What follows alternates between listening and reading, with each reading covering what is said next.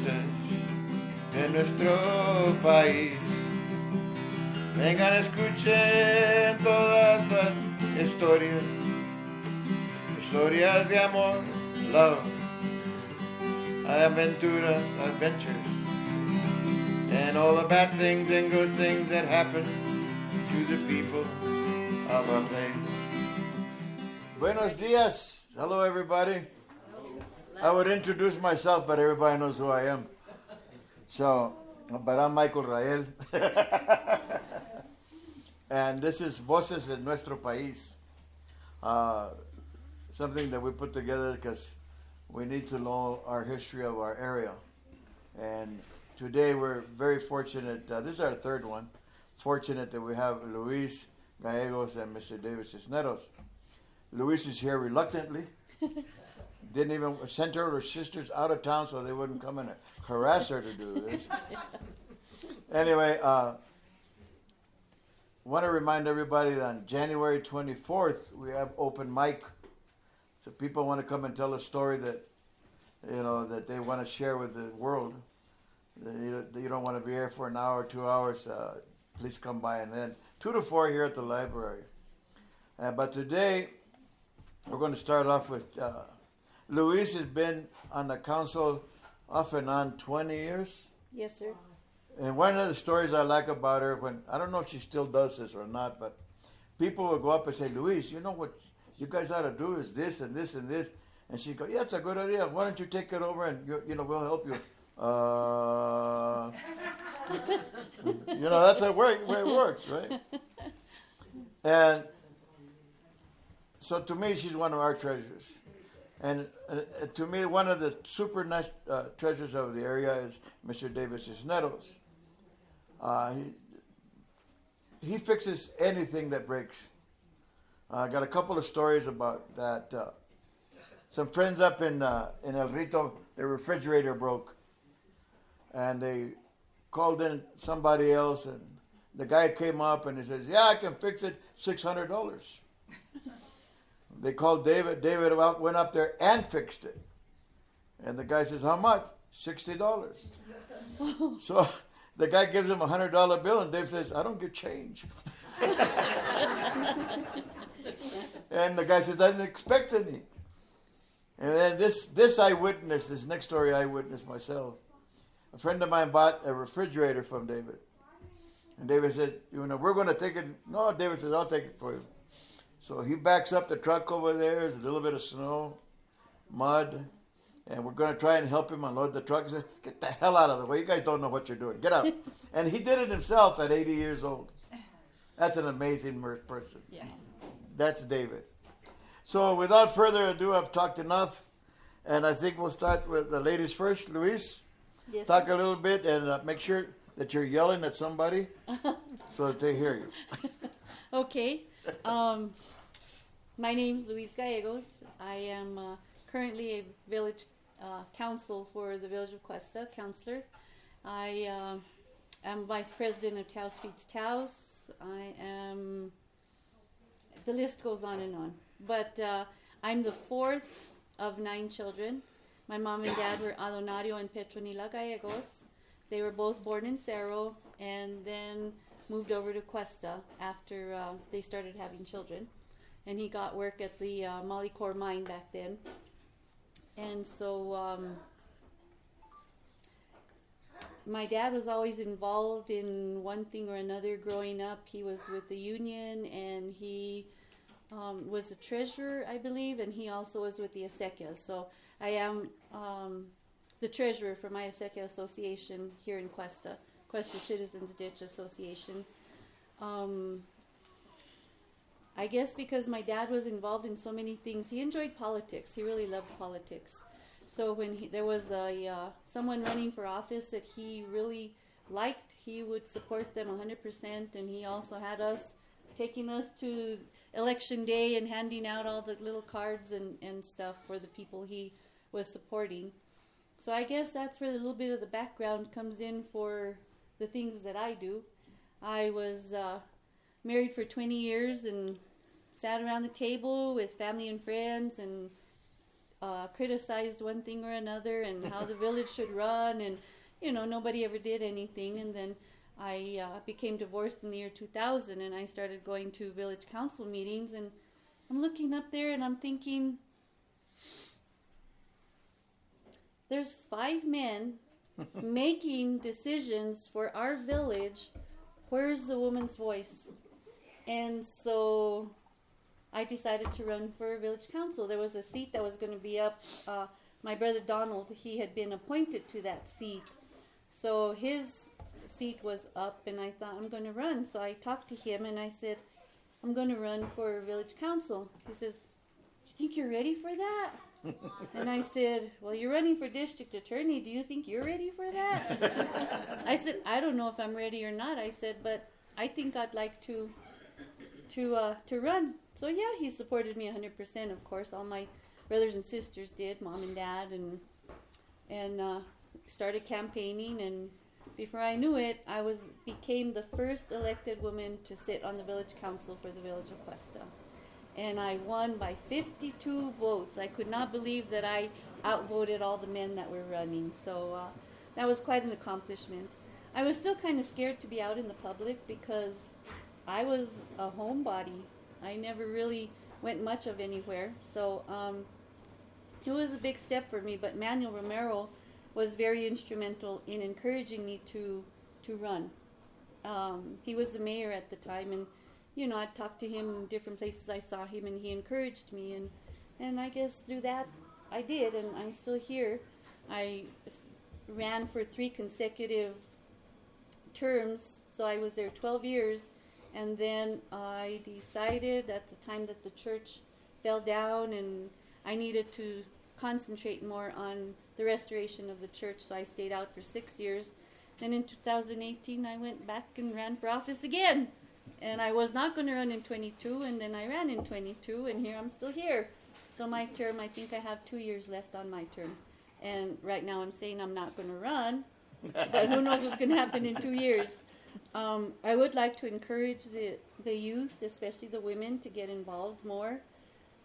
It is important that we have a voice and that we do encourage others to get involved. Through the Village of Questa, I also do I support the Veterans Healing Field of Honor every May. I kind of spearhead that along with a core group of volunteers that are very helpful. My sisters, I drag them into everything I do. So, except for this today. I told them, no, you guys can't be there. Can you tell us a little bit about how that started? That's become such an important tradition in Questa.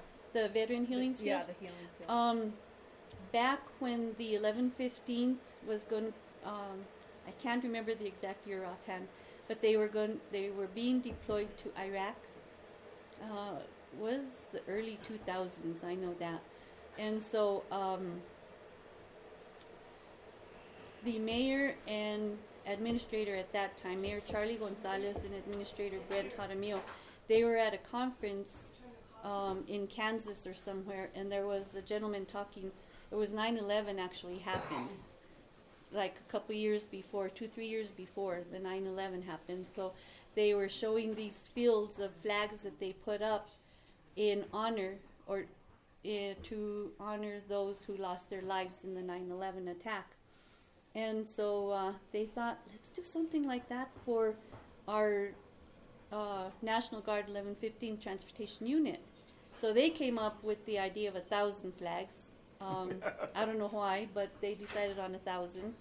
And the village got together, all the employees, and they put up the field, and our 1115th went. They came back, and it was a very ceremonial time at that time. And then every year we try and remember all the veterans, so it has been a tradition that it was in jeopardy of being stopped at one point. And I thought, we can't let it die. No. So myself and a few other volunteers got together, and we carried the tradition on. And it's the Village of Questa that is supporting it. It's an amazing thing. It really is. You drive by and every year I see it. Every day I see it when it's up, and every day it's still amazing. It's something else. And as you walk in the field, sometimes you're checking the flags after they all go up, and you'll see a veteran out there walking the field, and they are very thankful. People driving by in their motorcycles or cars, or just, people not from here, they will stop you and they will say thank you for doing this. And we do it because we love our veterans. My dad was a World War II Marine, 4th Division. His company was, or platoon, I'm not sure the proper word, they were the ones behind the flag raisers. So they were there on the beach as they saw the flag go up. That's all he ever talked about. That was the only thing he really talked about. He didn't talk about much of anything else concerning the war. Then my brother Ronnie decided to become a Marine. So he actually retired after 28 years in the military service. He started out 6 years as a Marine, and then he became Marine Reserve, Army Reserve, National Guard. So he's had a full career, but he retired after 28 years. And then my younger brother Johnny joined the Army out of high school. He served his 3 years and came home. And then Joey decided to join the National Guard. No, he did join the Navy, but he had a fear of heights. So he couldn't continue in the Navy, but he joined the Army. And he served 3 or 4 years in that. And then he stayed with the National Guard, and he actually passed away in Iraq in 2009. It was not in combat, but it was a heart attack. He was 39 years old, and he was the gunner. And I think he was under a lot of stress. And so we brought him home and buried him in very dignified service. And so I guess we have become a family of civil servants. Yes. My brother Donald is district attorney, was for 20 years. He retired, and he's still a lawyer, so he still does, and he's contracting with the DA's office right now. So he's keeping busy in his retirement. Donna was a school bus driver. She retired from that. My sister Rosie takes care of the senior citizens and Meals on Wheels. And then Sherry is a retired speech therapist with the schools, and Connie works with the Northern College there in Espanola. So, and like I said, I drag them with me in everything that I do. I was a fundraiser with CAV in the early 2000s. I led some of their fundraising campaigns as well. Very active in the church. I think my religion is very important to me. My mom instilled that in me, and you just do whatever you can. With the restoration of St. Anthony's, I also helped organize a lot of the fundraisers along with the volunteers, because anything I do not do alone. I do not take the credit. It is the group of people around me. And if you start saying names, you're going to leave somebody out, so everybody knows who they are. That's always with me. And I am very appreciative of them and their willingness to help in whatever activity I decide to get involved with next. So, is that enough? Very good. That was nice. I could go on, but Yeah, well, yeah, David. I don't want to take up 2 David hours. is going. When am I going to get a chance? That was, this is why I asked you. You say, I don't know what I'm going to talk about. I don't know anything. But yet, you came in here without even going, You just spoke. And you told us that 3 stories about, just little snippets about your brothers, your sisters, and how your life was. You touched very little on your dad, but like you said, that's all he talked about. Didn't want to talk about anything else. Yeah. So anyway, if you think of something, we'll stop David later. But now, I introduced him earlier, but retired Navy, the retired Navy. My name is Jose David Cisneros. I go by David. The VA says I have to go by Jose. Sometimes I get a little confused, but I go by David. I was born January 22nd, 1937. My father was Adonicio Cisneros. My mother was Rufina Martinez. I was born in Cerro, New Mexico here. My mother passed away when I was 4 years old, so my grandmother took us into Colorado, my family, my sister and my 3 brothers, myself. We lived with my grandmother for a while. My father bought us a house in Costilla. We moved to Costilla. My sister, the oldest one, tried to take care of our 4 brothers. And then my dad moved us to Superior, Wyoming. Superior, Wyoming was a coal mining town. They had 5 coal mines going 24/7. A lot of coal being mined in those years. And then my sister met her future husband there in Superior, Wyoming. She got married, and my two older brothers came back to New Mexico. Myself, and my younger brother Joe stayed in Superior, Wyoming with my sister. She was at the same time married and taking care of us too. I was 17 years old, and my sister had started to have a family. So I decided, well, I don't want to be a burden to my sister. The Navy looked pretty good, so I joined the Navy. I was 17 years old when I joined the Navy. I was shipped to Pearl Harbor. I went aboard a cargo ship. I learned how to operate booms, but that was on the deck force. My interest was not on the deck force. My interest was weapons. So I started studying for weapons. When it came time for me to take a test to go up for weapons, nobody thought that I would ever pass that test because I had never worked on weapons. I was just taking everything out of the book. I took my test and I passed my test. So I was then a 3rd-class gunner's mate, and they could no longer keep me on the deck force. And from there they shipped me aboard a destroyer. In Pearl Harbor, I went aboard a destroyer that had more weapons, that I could learn more about the weapons and everything. I went aboard several destroyers. I went aboard cargo ships, tankers, destroyed tenders. On one of the destroyers that I was on, they were asking for Navy divers, so I decided to apply to go to a 2nd-class diving school. I went to 2nd-class diving school in Pearl Harbor, submarine base at Pearl Harbor. I never made a regular dive because right after I finished my training, I got orders to report to Dahlgren, Virginia. Dahlgren, Virginia was a naval weapons lab, and being so I was a gunner's mate, they were trying to teach me more about some of the weapons that were being built there. And sometimes I had spare time, so the captain said, well, you're not doing too much over here, so why don't you go help him at the commissary store? So I said, well, whatever you say, Captain. And I went to work at the commissary store. I was in charge of the warehouse, supplying whatever we needed. The commissary store was a branch of the Norfolk, Virginia commissary store. We were just a branch. All the orders had to go to Norfolk, Virginia.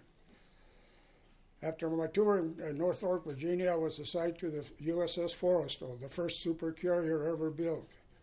The Forrestal had a good variety of weapons, but they didn't care much if the weapons worked because their armament was the planes that they had. So when I went aboard, there was only 2. We had 4 weapons, 2 on each side, the port side and the starboard side. There was only 2 of them working.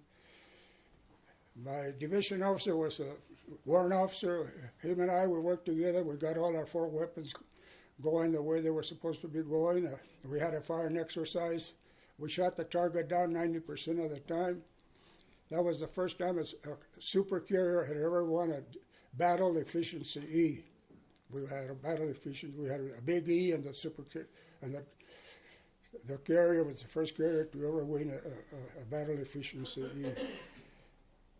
While I was aboard the carrier, I was talking to one of my division officers because I had 2. He says, you know, they're asking for volunteers to go to Vietnam. Maybe you should, with your knowledge of weapons, maybe you should apply to go to Vietnam. You should volunteer to go to Vietnam. So I volunteered to go to Vietnam.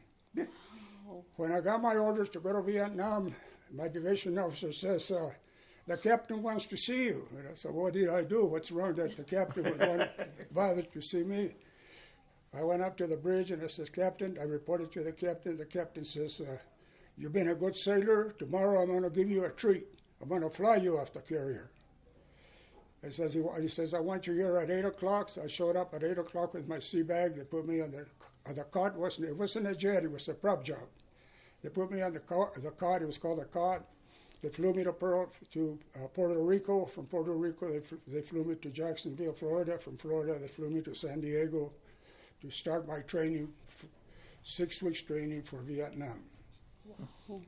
And there, for taking our training, I could see that some of the young sailors there, 17, 18 years old, had no idea where they were going.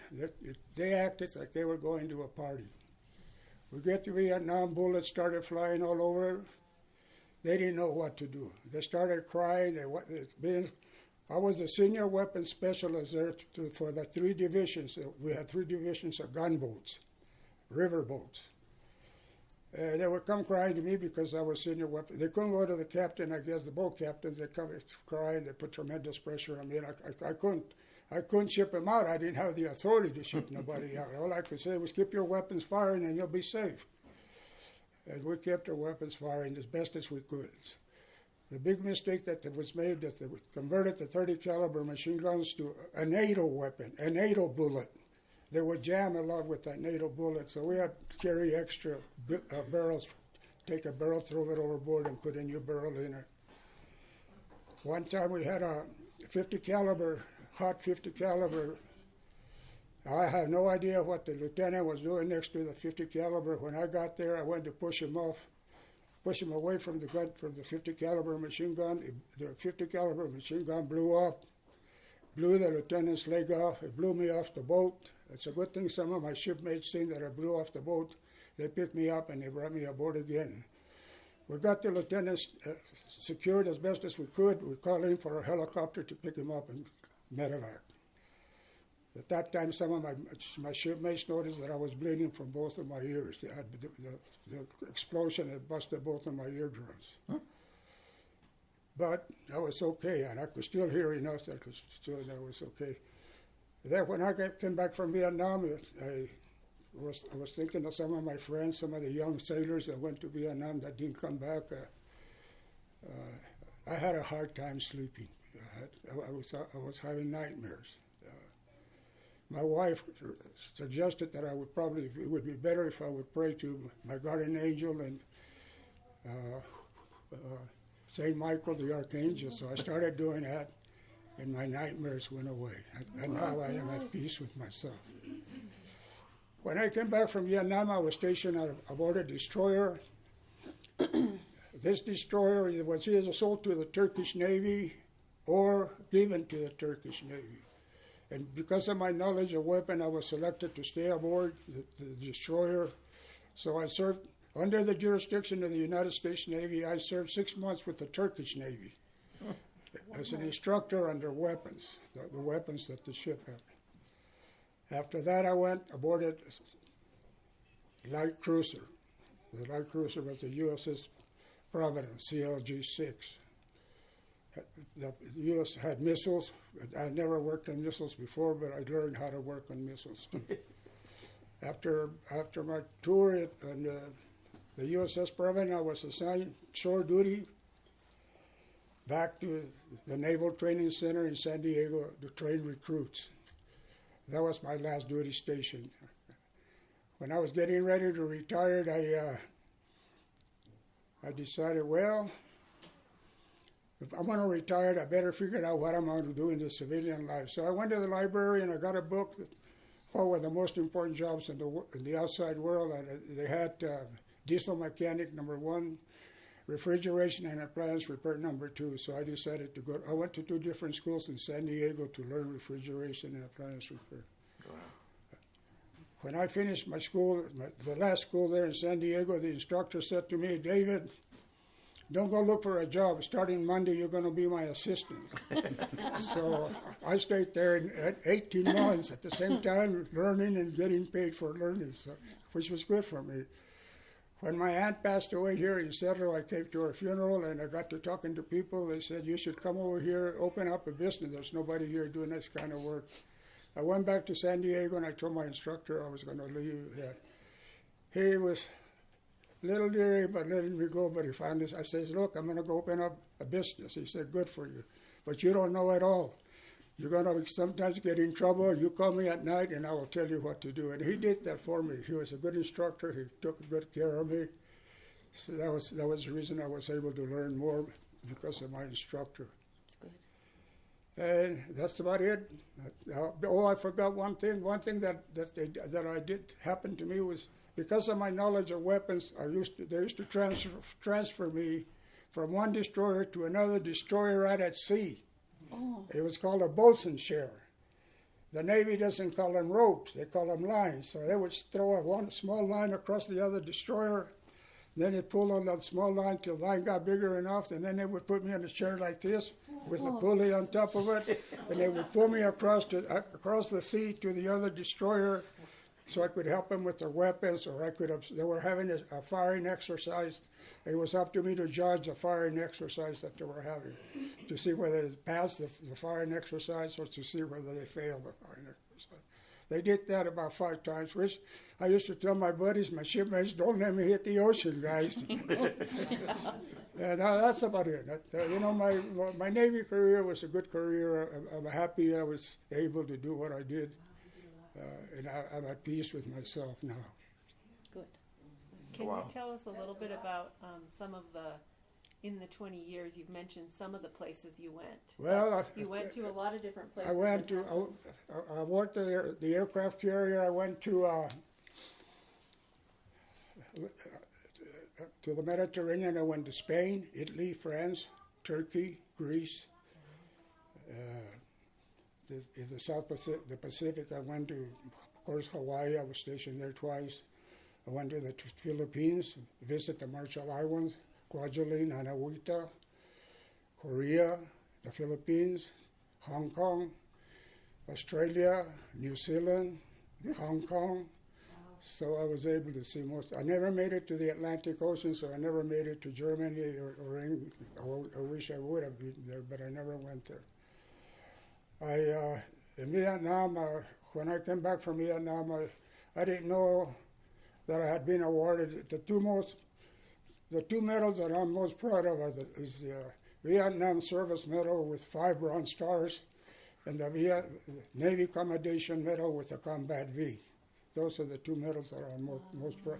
I got 9 medals, but the 2 medals that I talked is the Vietnam Service Medal with I challenge anybody to tell me they came out of Vietnam with 5 bronze. The Vietnam Service Medal with 5 bronze Good job, stars, too.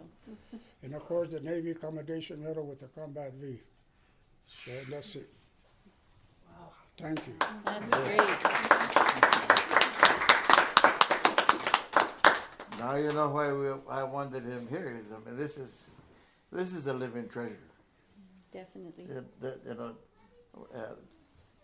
We have him and Roger Blanco's the other treasure. Is having a birthday party today. Right. But this is why it's so important to have these things happen. So if you have any questions for either one of them, Louise says she has all the answers. No, I don't. So. I just wanted to say I'm very familiar with his naval routine because my ex was in the Navy and he was a diesel mechanic on the destroyer. He went to the Philippines and he was in charge of the captain's gig at the Emerald's barge. And when he came back, he was a diesel mechanic and he was also with the Coastal River Division 11, the River Rats, the folks that were in Vietnam.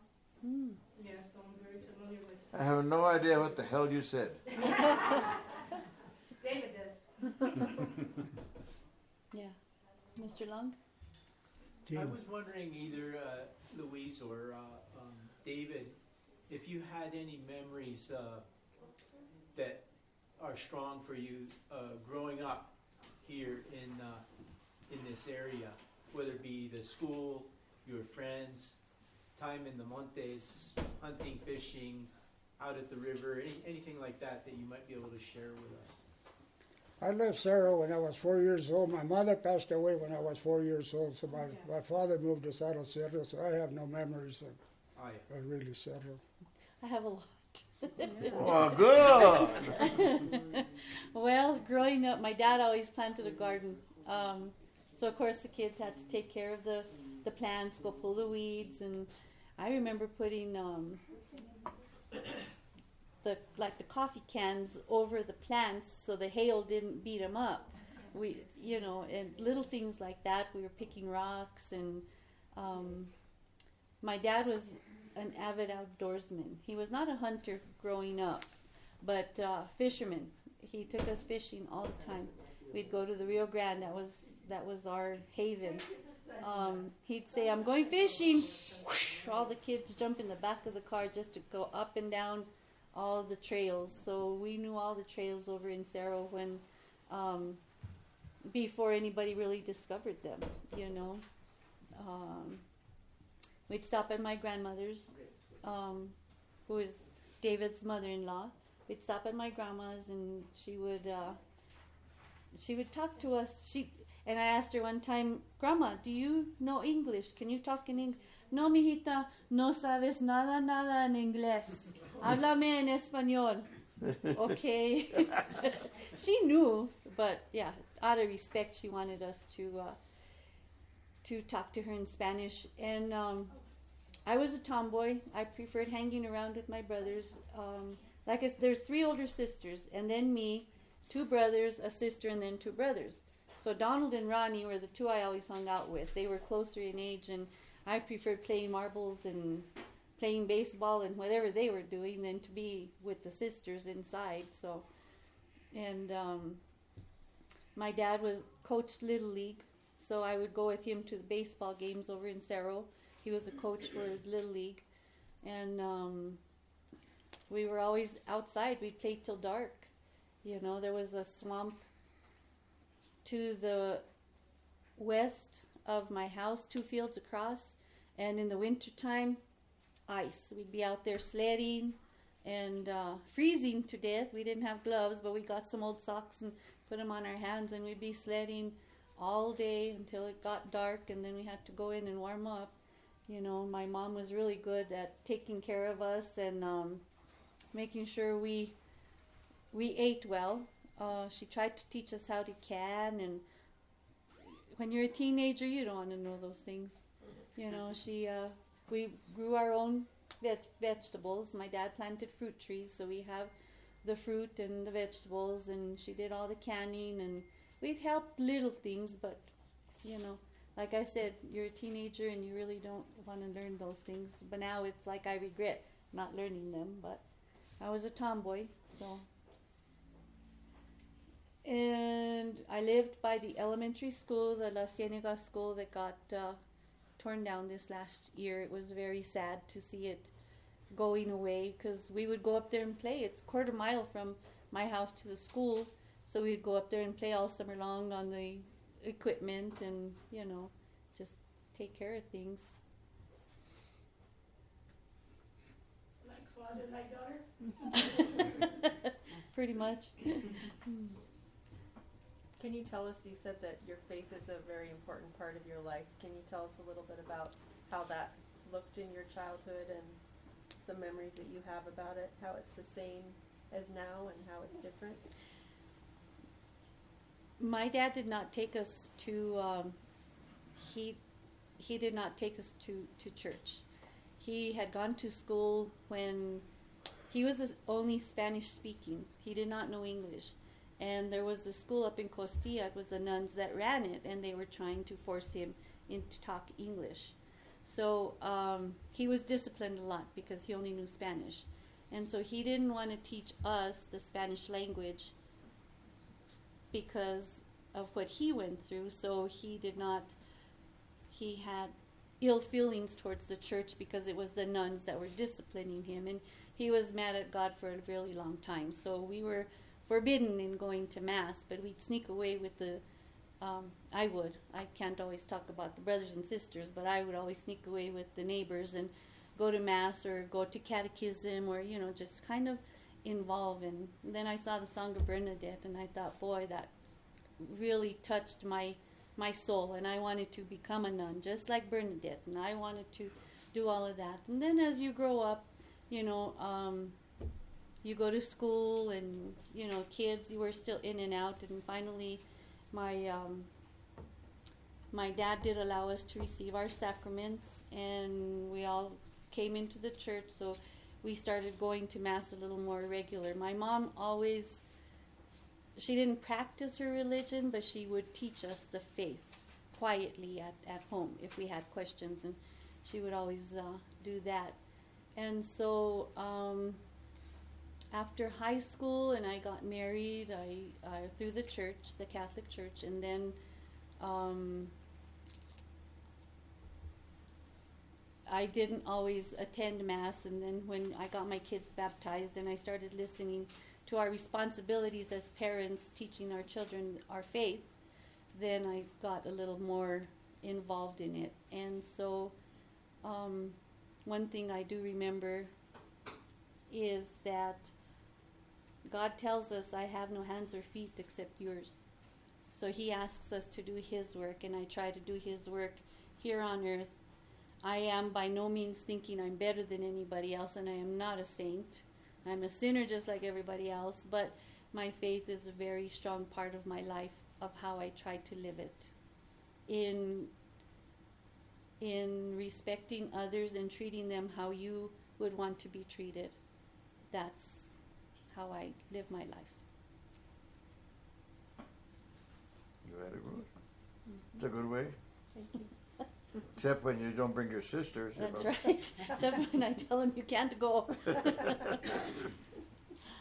Anyway, so unless anyone, yes. I have another question. Louise, you mentioned that you were hopeful of having a woman's voice on the village council.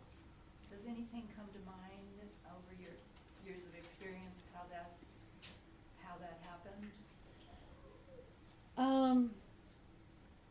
I think because I felt in my marriage I did not have much of a voice, and now that I was on my own, and my son was 16 when I divorced, and there was a curfew ordinance that the village council was trying to pass. So I wanted to learn more about that curfew ordinance. So that's why I started going to the meetings. And I thought, you know what, this is a good idea. Kids don't have no business being out on the street. I understand they work in Red River. So they get home at 10, 11 o'clock, work at Texas Reds. They're going to be out on the street. But if they go home, then there's nothing wrong with that. But I wanted to know more about it. And then I thought, you know what? For many years, we talked around the table criticizing, and it's like, it's time to put your money where your mouth is. If you have an opinion, go. And so I had nobody holding me back anymore, and I realized I did have a voice. So I have a question for you, David. Yes, sir. Have you finally retired? People don't let me retire. I wish I could retire. I called his phone one day, and Loveda had on the answering, David has retired and is not doing any more work. Then I called David and says, that's Loveda saying that. Yeah, we need I don't you. mind helping people out. It's, if I can do it, why not do it? But there'll come a time when I'm not going to be able to do it anymore. And as long as I can do it, I'll continue to do it, but slower than before. It takes me longer to do a job now. Mm-hmm. I could do a job in 30 minutes. Now it takes me 3 hours. But I get it done. Mm-hmm. That's what it's about. Any other questions? Comments? Well, Louise, David, thank you. Oh, Really fast, I wanted to say that her dad and I are brother and sister. And Yeah. I'm the baby of the family, so when they used to come and visit, it was usually on Sundays. Yes. And because I was close to the older girls' age, we would play a lot in the ditch and eat ochama and all that stuff in the ditch. We had a good time. Yeah, we did. On that note, David, do you want to share when you met this Loveda? Yeah, when did Loveda come into your picture? Well, How I many came- years I have you came been back. married? After I left San Diego, I came back to Cerro. My uncle had a store that he had already. He was no longer running the store. The building was empty, so I asked my uncle if I could move in my shop. I bought the shop and I bought a piece of land across the street so I could put a mobile home in there. I put a mobile home, and Milton Cisneros is my first cousin. He's deceased now, but he's married to Irma. We were both real close. I would go visit Milton and Irma, and through Irma I met Loveda. And well, before I knew it, I was married. Yeah. I like the way she goes, How many years have you been married, Tio? I've been married over 40 years. Wow, that's I great. believe we got married in 1980. Ooh, perfect. I came back to Cerro in 1978. How long were you in the service? How long were you in your service, your term? How long was I in the service? I was in the Navy for 21 and a half years. I get paid for 22. The Navy considers anything over 6 months as a year, so I had 21 and 7 months, so they're paying me for 22 years. But that's not enough either. No, it's not. And I But you know, realize it's okay. I'm well taken care of. The VA is not the best thing there is, but it's there to help you out the best they can. that's true. I realize that some of us veterans demand too much. We want the world. They can't give us the world, but they give us what they can. I have no complaints about the VA or the VA hospital. I had a heart doctor, Dr. Castleman. He was considered the best heart doctor in New Mexico. He did a job on me. He did a quadruple bypass and a replaced valve on me all at once. Wow. According to him, I had heart disease caused by Agent Orange.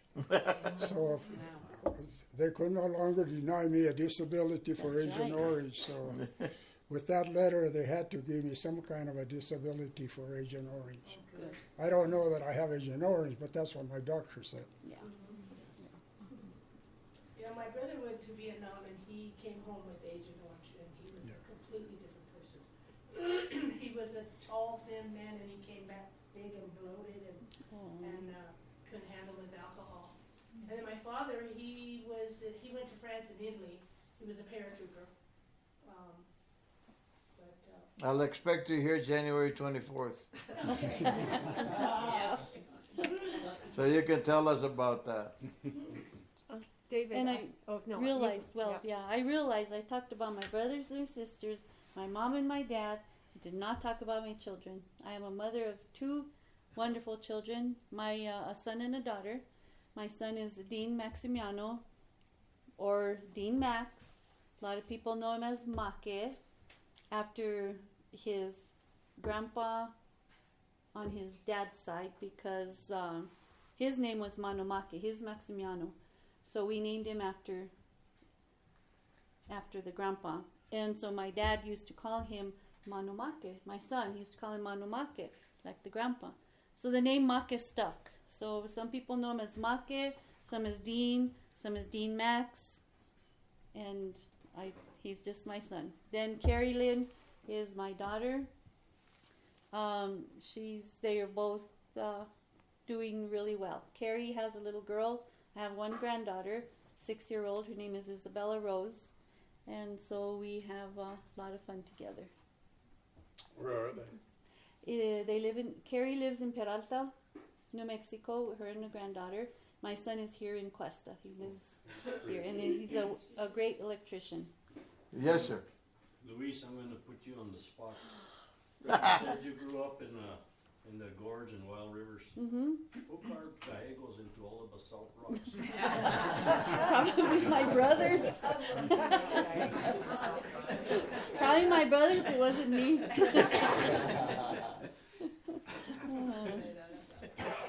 I didn't hear the answer. Yeah. It wasn't me. It was my brothers. But they also planted an apple tree There's Oh, L, yeah. There's L, there's J, there's D, L Gallegos. There's not an El Gallegos. There's a D. Donald and R. Ronnie. L for Luis. No. Carved out. Oh. Memories of the way life used to be. Definitely. If you're willing to keep going, I have a couple more questions. After traveling so much and doing such intense, training and service and being under so much pressure, what was it like to come back to a community like, Cerro? And when I retired, I didn't come back to Cerro right away. I bought a house in San Diego, California. And I went to the two different schools there to live. So, by the time I came back to Cerro, I was pretty well settled already with my civilian life. I knew what I had to do. I knew what I wanted to do. I knew what was important for me to do. Going to school, learning what I needed to do. And then staying 18 months as an assistant instructor helped me a lot, because I was at the same time getting paid, but at the same time I was learning what was going on. I was teaching younger guys what to do. And sometimes I could get my mind messed up. I would go to my instructor. I would say, my instructor was in his classroom there. He said, I'm not going to help you. You go figure it out yourself. That's the only way you're going to learn. If I tell you how to do it, you'll never learn. Go work on it till you figure out what needs to be done. And once you figure it out, you'll never forget. And he was right. By doing the work on hands, doing what you have to do, you'll never forget what you have to do. Right. That's the best experience that a person can, in my opinion, that's the best experience a person can have, is doing the job. You can learn a lot by reading a book, but you're not going to learn everything by reading a book. That's true. Mm-hmm. And David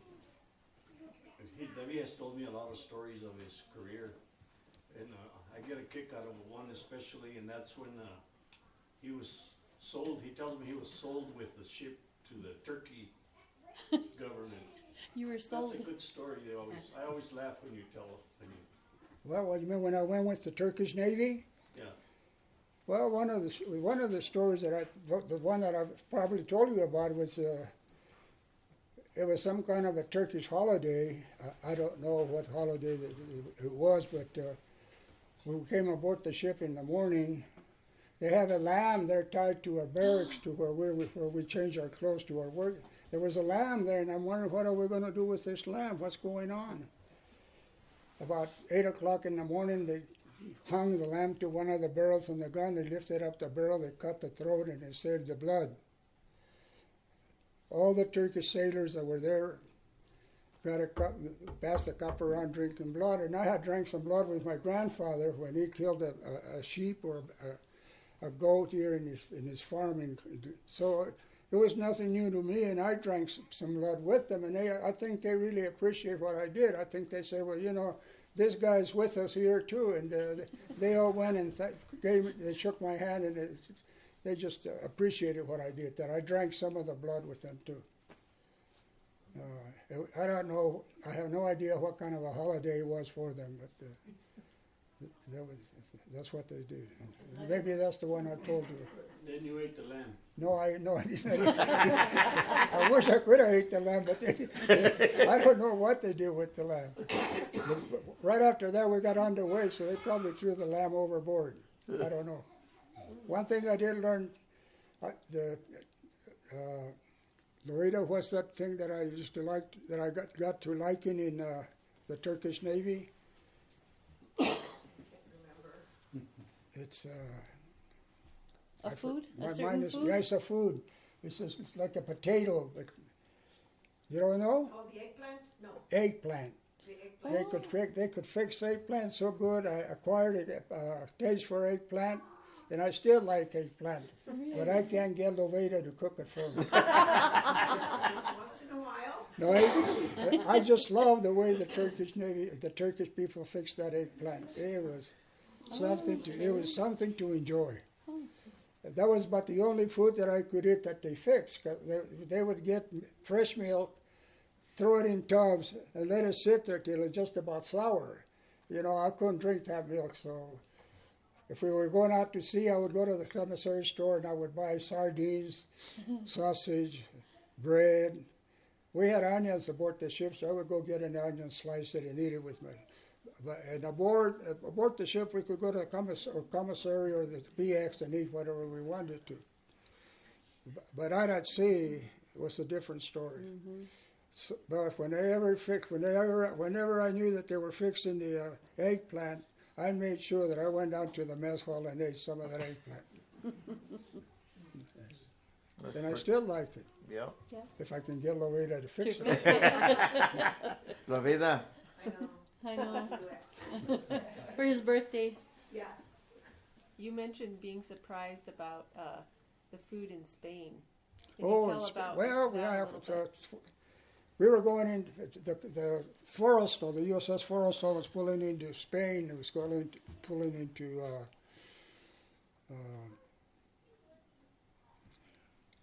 Naples was in Italy. One of the cities in Spain. My mind is not working too good today. But anyway, we were pulling into Spain, and I thought, well, boy, when I get off the ship, the first thing I'm going to do is I'm going to go ask for a bowl of beans with red chili and a tortilla. What a surprise! They had no idea what I was talking about. Really? Yeah, no, they don't have. They had no idea. They gave me when I asked for the tortilla, they gave me like a sweet bread. It's a round, it's like a sweet bread. Like buñuelo? We used to eat a lot of arroz con pollo. I think that's the main food there in Spain. Barcelona? My mind is in the Pacific and not in the Mediterranean. How was New Zealand? Huh? How was New Zealand? New Zealand? How was New Zealand? New Zealand? You know, the people in Australia and New Zealand were probably the most courteous people I ever met in my life. They love the American people. They love the American Navy. Japan was getting ready to attack New Zealand and Australia. The Navy stopped them at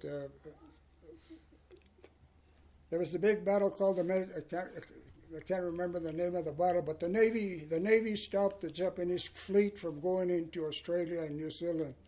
So whenever the American Navy pulled into those ports, we went to Melbourne, Sydney, and the people were just generous, real generous. They would take us to their homes, feed us any kind of liquor you wanted to. It was just wonderful. They treated us. They were the people that treated us the best. Wow. And they were just wonderful, wonderful people with us. They just loved the Navy. That it was because the Navy actually stopped, the United States Navy stopped the Japanese from invading Australia and New Zealand.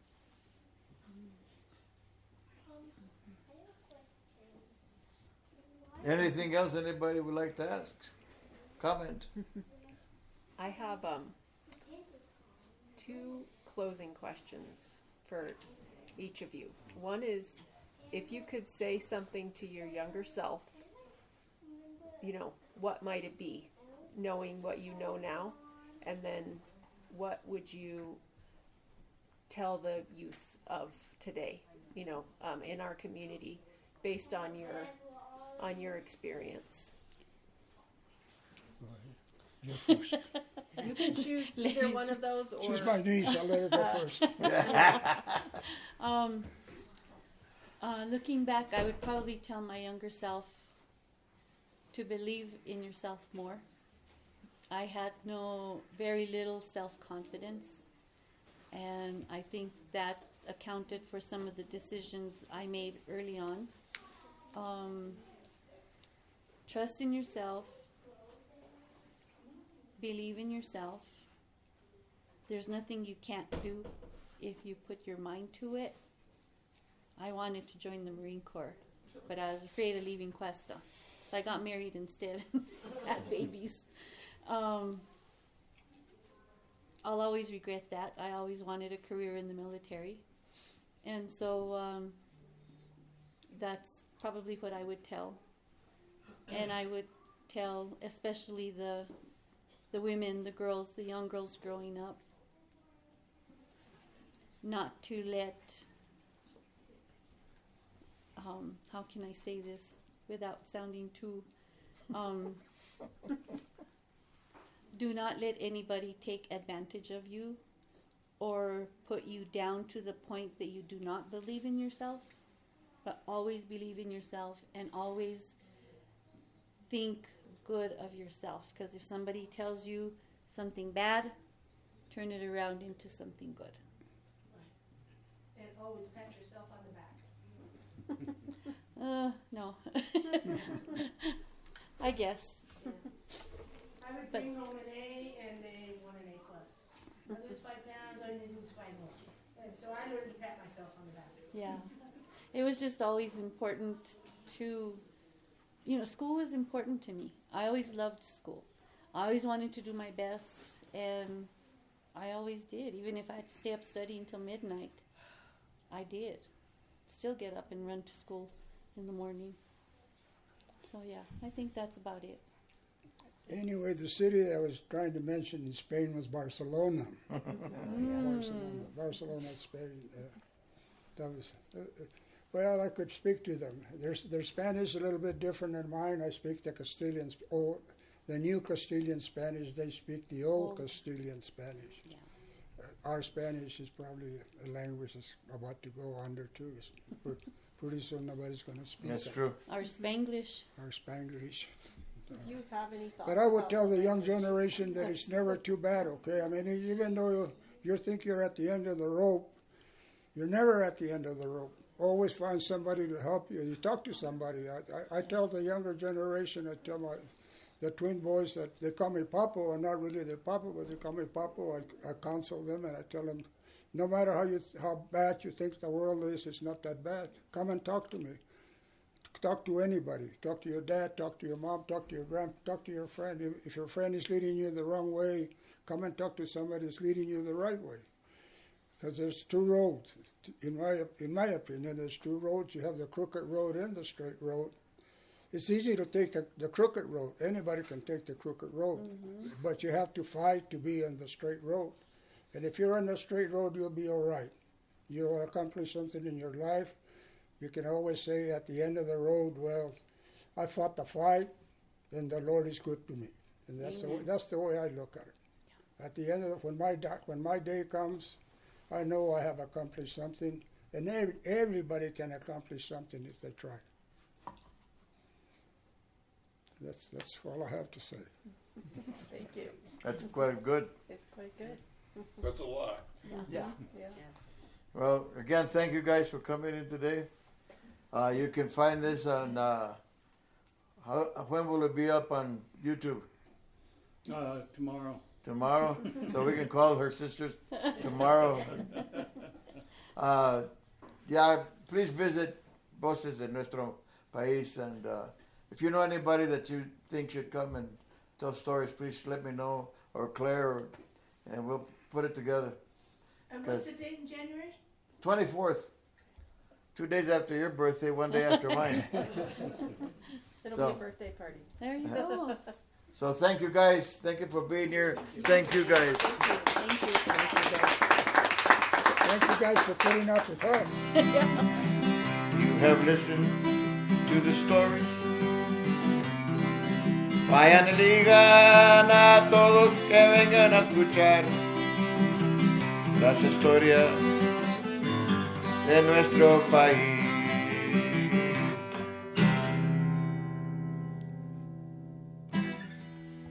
Perfect.